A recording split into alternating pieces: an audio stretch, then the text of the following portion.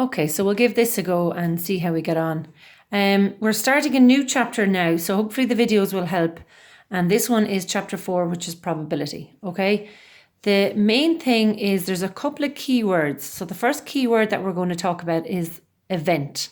And an event in everyday life will be something more significant, but in this chapter of probability, an event will be something like flipping a coin, or tossing a die maybe, or picking a meal, or picking an outfit. So just different things that can happen would be referred to as an event. And then after the event, you can talk about the outcomes. So they would be the results from the different events. So for example, if we're talking about flipping a coin being the event, the outcomes would be a head or a tail.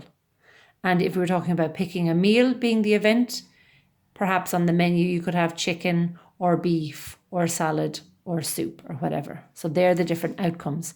So it's important to know those two keywords because they need to be used a lot in this chapter. When you do know your event and your outcomes, you could display them in different ways. So the two different ways that we cover in this chapter is listing them out, which is fairly obvious. So you'd know what a list would be like.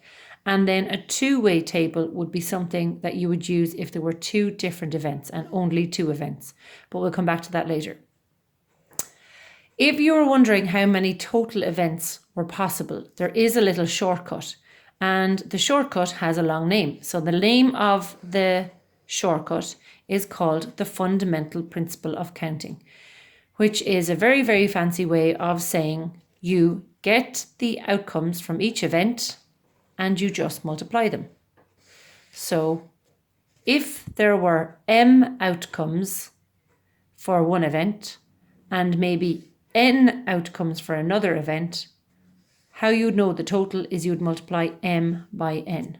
Now the best way is to do some examples, okay? So on page 76 of your book, exercise 4.1, I would like you to do from questions 1 up as far as 10, but I'm going to do a couple now as examples.